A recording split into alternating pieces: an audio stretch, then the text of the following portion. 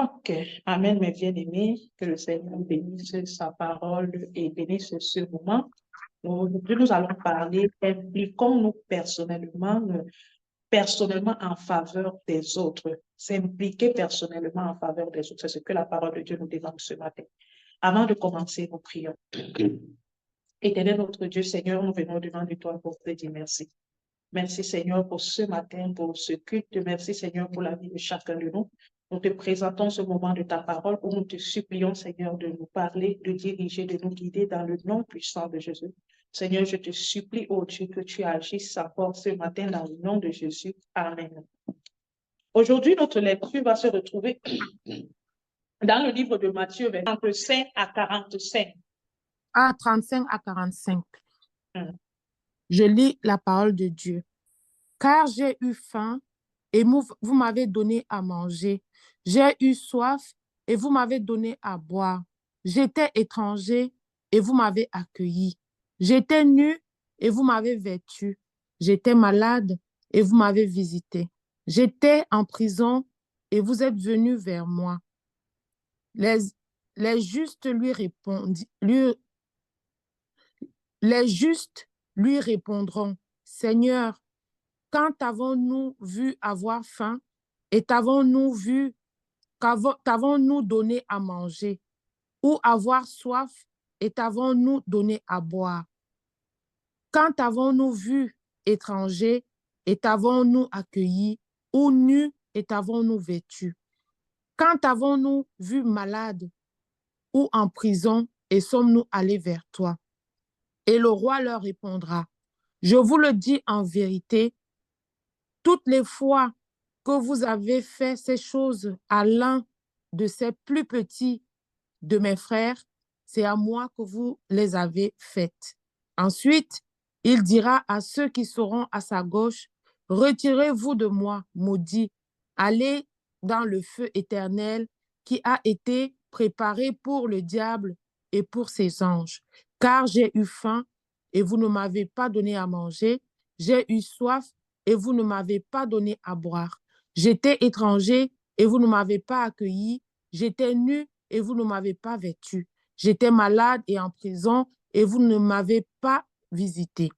Ils répondront aussi, Seigneur, quand avons-nous vu ayant faim ou ayant soif, ou étranger, ou nu, ou malade, ou en prison, et ne t'avons-nous pas assisté? Et il leur répondra, je vous le dis en vérité, toutes les fois que vous n'avez pas fait ces choses à l'un de ces plus petits, c'est à moi que vous ne l'avez pas fait. Amen. Amen. Nous rendons grâce à Dieu pour sa parole. Appliquons-nous personnellement en faveur des autres. C'est ça le thème de notre enseignement aujourd'hui.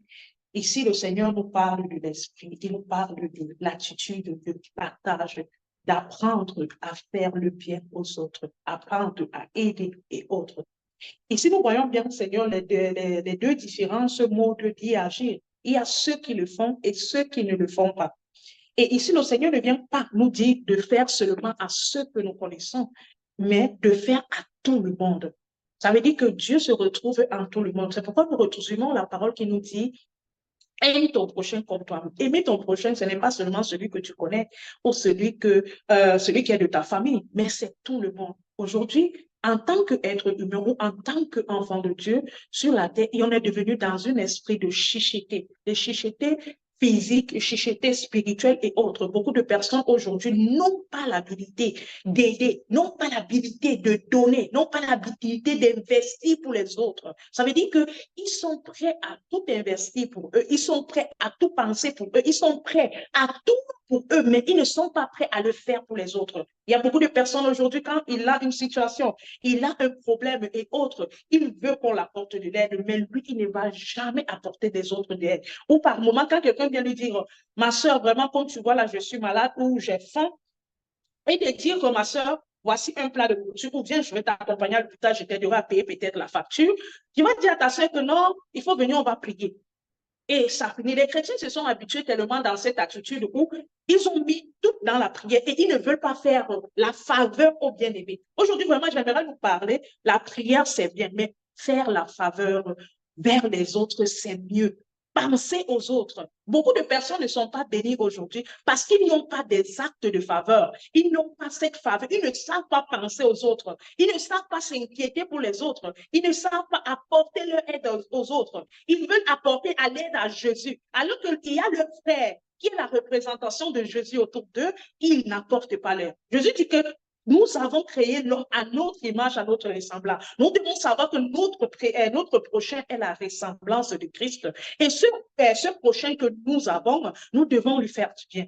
Combien de nous aujourd'hui, on a passé peut-être un mois, une année et autres. On n'a pas pensé à se soucier des gens autour de nous. On n'a pas pensé à se soucier des personnes qui sont en difficulté. On n'a pas pensé à se soucier des prisonniers. On se soucie si on a des habits, on se soucie si on a des chaussures, on se soucie si on est en santé et autres. Combien de nous avons pensé aller visiter les malades à l'hôpital? Combien de nous avons pensé aller acheter un comprimé pour quelqu'un qui est malade? Ça veut dire que même si on ne me demande pas, je dois faire quelque chose. Je dois me soucier. On veut que Dieu nous exauce. On veut que Dieu nous bénisse. On veut que Dieu fasse des merveilleuses choses pour nous. Mais qu'est-ce que nous faisons pour les autres? On pense seulement à nous. Tout tourne autour de nous. Aujourd'hui, nous avons tellement l'égoïsme. Nous sommes tellement égaux parce qu'on veut aider ceux qu'on connaît, ceux qu'on voit. Et les autres qu'on ne voit pas, ils n'ont pas besoin d'aide. Est-ce qu'ils n'ont pas besoin d'aide? Ici, Jésus dit, j'ai eu soif. Vous ne m'avez pas donné de quoi boire. J'étais en prison. Vous ne m'avez pas visité. J'étais ceci ou cela. Vous n'avez pas fait ceci ou cela. Ce message s'adresse à nous tous. Parce que nous tous, on se retrouve dans ceci. Nous tous, on se retrouve dans cela. Parce que même quand aujourd'hui on veut servir le Seigneur, on veut plus servir d'une manière où on veut et non la manière qu'il veut. Alors que le Seigneur nous dit de ne pas se limiter dans un service de parole, mais un service aussi d'acte, d'être de ceux-là qui allons vers les autres. Aujourd'hui, les chrétiens disent que je fais des choses, mais je suis prudent. Est-ce que l'amour doit être prudent? L'amour n'est pas prudent. L'amour aime et il fait. Parce que quand tu fais un acte, tu le fais pour la gloire de Dieu. Tu sanctifies ce que tu fais. Mais aujourd'hui, il y a des orphelins qui souffrent. Il y a des malheureux qui souffrent. Il y a des personnes qui souffrent. On se limite et dit, on va prier pour les orphelins. L'orphelin veut que tu pries pour lui. Mais l'orphelin a besoin aussi de ta faveur. La veuve a besoin que tu pries pour elle. Mais elle a besoin de ta faveur. Aujourd'hui, le chrétien veut que ses problèmes soient d'abord finis avant qu'il commence à se soucier du prochain. Il veut d'abord être d'abord à l'aise avant de rendre à l'aise aux autres. Et tu ne serais jamais à l'aise. Tant que nous sommes sur la terre, on aurait toujours des difficultés. Mais un enfant de Dieu doit avoir de l'attitude de donner. Il faut savoir que la Bible dit qu'il y a de la bénédiction à donner qu'à recevoir. Il y a la bénédiction à donner, mais est-ce que de la même manière que nous voulons être bien, c'est de la même soif qu'on se plie pour dire que je dois me sacrifier, je dois faire l'effort de donner quelque chose pour que l'œuvre de Dieu avance. Je dois faire une effort de donner pour que les orphelins d'un tel endroit s'en sortent. Je dois faire l'effort de faire comme ça. Même si ce n'est pas beaucoup, le petit peu que j'ai, je dois me soucier. Beaucoup de personnes ne sont pas bénies. Vous savez pourquoi? Parce que les gens qui sont autour d'eux sont une bénédiction pour eux. Mais à force de ne pas vouloir faire l'action, à cause de ça, ils n'arrivent pas à voir. Ils n'arrivent pas à recevoir.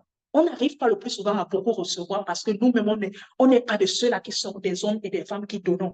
On ne veut pas donner, mais on veut recevoir. Tu ne peux pas recevoir tout. Tu ne peux même pas recevoir parce qu'il y a de l'abondance à donner qu'à recevoir. Jésus a envoyé des anges autour de nous. Il a envoyé des personnes autour de nous. Par moment, c'est quelqu'un que tu ne connais pas. Ce n'est pas forcément ici. Parce que ici, ces gens disent, ces justes disent que, mais quand on t'a vu, quand tu as eu soif là, quand tu as eu le besoin, on ne t'a pas aidé. Il voulait aider seulement celui qui connaissait. Alors que Jésus voulait dire que ceux qui font même plus petits, le plus petit, c'est le fou que tu connais. C'est l'enfant que tu connais. C'est ce que tu vois. Il a besoin de toi. Il y a une veuve qui a besoin de toi. Et il y a telle personne qui a besoin de toi. Mais est-ce que toi, dans les mois, durant tout ton mois, tu penses un peu qu'il y a quelqu'un quelque part qui attend mon aide, qui attend mon soutien, qui attend mon geste? Est-ce qu'il y a quelqu'un qui attend quelque chose de moi? Ça veut dire que même s'il ne me demande pas, je dois savoir que je dois faire quelque chose pour quelqu'un quelque part. Bien aimé, vraiment, j'aimerais vraiment encourager chacun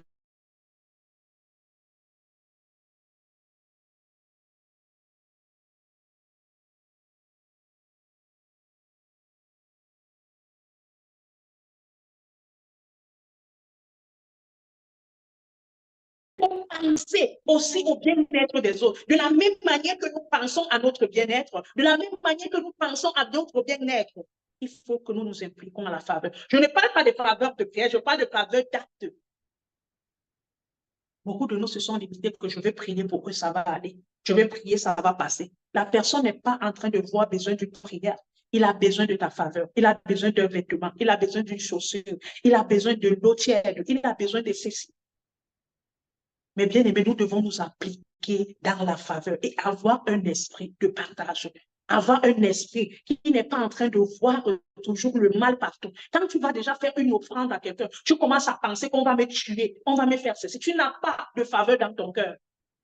Parce que si tu es un enfant de Dieu que tu donnes, tu sanctifies ce que tu donnes. Il est sanctifié dans le sang de Jésus. Toi, tu te mets à la faveur. Voilà pourquoi, en tant que dans la faveur de Dieu, tu demandes, le Seigneur va t'envoyer. Et le Seigneur nous envoie souvent des gens qui viennent nous demander des choses par moments comme ça. Ils viennent nous demander des besoins de ceci. Ta soeur, par moment, c'est quelqu'un que tu connais. Tu lui dis que non, tu le renvoies. Tu lui dis non, je n'ai pas. Alors que l'Esprit de Dieu te dit de donner. Tu dis que est-ce que moi-même je suis rassasié pour donner? Est-ce que tu sais que c'est un ange que Dieu t'a envoyé? Est-ce que tu sais que c'est la personne qui devait venir déclencher ta bénédiction? Bien aimé, j'aimerais nous dire de commencer à travailler personnellement pour le bien autrui. Le bien autrui doit être celui-là qui va nous enchanter tous les jours, qui va nous déranger tous les jours, où on veut. Aujourd'hui, on veut que la société s'améliore, mais nous-mêmes, nous ne faisons pas partie de ceux-là qui voulons améliorer la société. On veut améliorer la société, on veut améliorer des personnes qu'on connaît, mais on ne veut pas améliorer des personnes qui vont. Nous avons vu peut-être ce qui s'est passé au Congo. Nous voyons ces personnes qui dorment et qui sont réfugiées. Combien de personnes ont pensé que je vais m'asseoir, je vais faire une participation, je vais contribuer peut-être sur ce soutien-là. Nous regardons nos frères qui sont en Haïti, qui est en train de se passer des choses tristes. Combien de nous pensons, mais on pense pour avoir des belles chaussures, des beaux habits pour se vanter, pour montrer qu'on a mis le plus beau vêtement et autres. Je ne dis pas que c'est mauvais, c'est une très bonne chose, mais tu vas commencer à t'appliquer quand? En faveur de fruits. Toi, tu as peu manger. Il y a des gens qui font des jours sans manger. Il y a des gens qui sont à l'hôpital. Ils sont rejetés parce qu'ils ne peuvent pas payer la facture. Mais est-ce que tu sais que tu as besoin de contribuer? Voilà pourquoi Dieu, quand il a commencé à penser à nous, il a pensé à nos biens, il a pensé que l'homme devait s'efforcer à porter toujours quelque chose pour l'avancement de Dieu. Nous avons vu dans Actes comment ça se passait. Les disciples se réunissaient avec nous, chacun apportait et on divisait son sein de l'Église parce que tout le monde ne connaît pas où apporter et on donnait à ceux qui avaient besoin. Et la Bible nous précise que tous étaient pleins. Mes frères, nous devons nous appliquer dans le penser, s'appliquer en faveur des autres. Les autres doivent aussi être bénis pour nous. De la même manière que nous vivons heureux, nous devons penser que quelqu'un aussi autour de nous doit être bien. Allons visiter les malades, allons visiter les prisonniers, allons visiter les personnes. Si tu sais que tu ne peux même pas arriver à le faire ou tu n'arrives pas, au moins se contribuer pour ce développement de ceci, ça pourrait t'aider. Ça pourrait aider quelqu'un. Tu as des habits, des chaussures que tu n'utilises pas et d'aller jeter ou de faire ceci. Contribuer en donnant à des personnes qui sont dans le besoin, des personnes qui sont dans des rues, des personnes qui sont abandonnées. Il faut que nous commençons à nous appliquer afin de voir un monde meilleur. En tant qu'enfant de Dieu, on ne peut pas continuer à dire la Bible dit, la Bible dit, la Bible dit, alors que dans le sein des enfants de Dieu, il y a des choses qui ne vont pas. Autour de nous, il y a des gens que ça ne va pas. Il y a des personnes qu'on connaît même qui dorment par terre. Il n'a pas de chaussettes, il n'a pas de chaussures. Mais est-ce qu'on a déjà fait quelque chose pour aider? Vous savez, le plus souvent, d'autres personnes ne viennent pas nous demander. Dieu permet souvent qu'on remarque quelque chose. On remarque quelque chose sur un frère. On remarque quelque chose sur une soeur. On remarque quelque chose sur une personne. Il veut qu'on agisse. Il veut voir si on a le cœur selon lui, si on a cette attitude selon lui. Mais nous, on est focus sur notre vie. On pense seulement à nous. En tout cas, c'est sa vie. Moi, je m'en fous. Il faut qu'on arrête un peu cette attitude où on s'en fout des autres, mais on commence à aimer les autres, on commence à se mettre dans le corps des autres, on commence à penser, si c'est moi qui étais à cette position, est-ce que je n'aurais pas besoin d'aide Alors, je n'ai pas besoin que cette personne vienne me demander, j'ai besoin. Je dois penser. Quand je pense que je dois me vêtir, je dois m'acheter une chaussure nouvelle, je dois acheter un habit nouveau, je dois acheter une tisane nouvelle pour boire. Je dois aussi me soucier que je peux acheter un carton de tisane pour offrir à quelqu'un qui peut avoir aussi besoin. Je peux acheter un morceau de sucre pour donner à quelqu'un qui a besoin. Peut-être moi, j'en ai. Je dois diviser même ce que j'ai. Parce que le plus souvent, c'est dit que je n'ai pas assez. J'attends quand j'aurai beaucoup. C'est là que je veux commencer à donner. C'est là que je vais faire ceci. Aujourd'hui, tu ne vas jamais avoir parce que tout le monde va te dire que je n'en ai pas assez. Et le temps passe.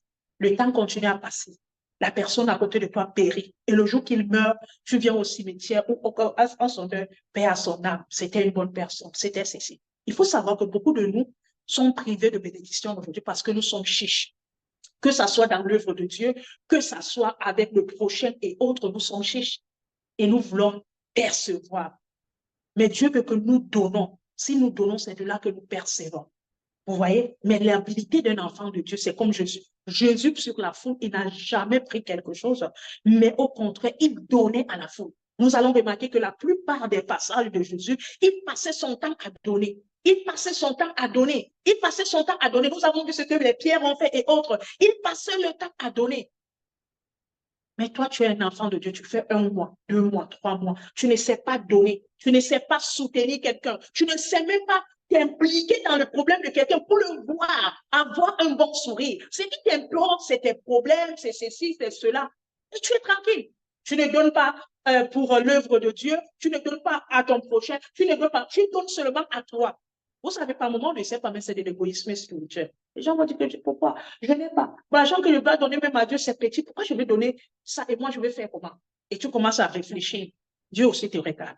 Alors, le frère vient et te dit que vraiment, comme tu vois là, j'ai faim et autres, je n'arrive pas à manger. Mais pourquoi je ne peux pas donner ça moi, mais je vais manger ça demain? Pourquoi je dois lui donner ça? Alors que c'était un ange. C'est un ange qui venait comme ça. Il dit que quand j'ai eu faim, on m'avait donné à manger. Ma soeur, apprenons à donner de quoi à manger aux autres autour d'eux. N'attendons pas forcément qu'ils nous demandent. N'attendons pas simplement qu'on les connaisse avant de le faire, mais faisons-le quotidiennement. Ça doit être une responsabilité pour nous de dire que je dois m'impliquer chaque mois, je dois faire quelque chose, même si c'est petit. Je vais mettre quelque chose à côté que je vais aider quelqu'un autour de moi. Je vais me mettre quelque chose que ça va être parmi la participation. C'est-à-dire que quand on participe pour les orphelins, on participe pour aider des personnes qui sont malades, on participe pour aider les enfants qui naissent. Regardez des enfants qui naissent sans parents, qui naissent sans, qui meurent que le parent décède et non personne qui les soutient. Tout ceci, tout ces bienfaiteurs, ce sont des autres qui le font. Mais toi, en tant qu'enfant de Dieu, tu vas commencer à devenir comme bienfaiteur. Tu vas commencer à devenir quand bienfaiteur pour les autres. Le bienfait ne se limite pas de donner les gens la parole de Dieu. Le bienfait, c'est les actes qu'on apporte. Je pense que cette nuit, quand on priait, on disait que Seigneur, aide-nous à avoir des fruits de l'esprit. C'est quoi les fruits de l'esprit? C'est cet amour extrême. L'amour qui regarde aux autres, qui regarde au travers des autres. L'amour qui sait souffrir pour les autres. L'amour qui sait s'inquiéter pour les autres. L'amour qui se préoccupe des autres. Je veux voir des gens changer. Je veux voir des gens construire. Je veux voir des gens quitter de tel lieu à tel lieu. Même si ce n'est pas tout le monde, mais une seule personne que tu peux le faire, c'est déjà une grande chose. Tu as déjà diminué sur un taux de 10 une personne. Nous devons développer à ça. Et nous devons arrêter de dire que c'est quand j'aurai que je veux faire. Il n'y a pas un jour que tu auras.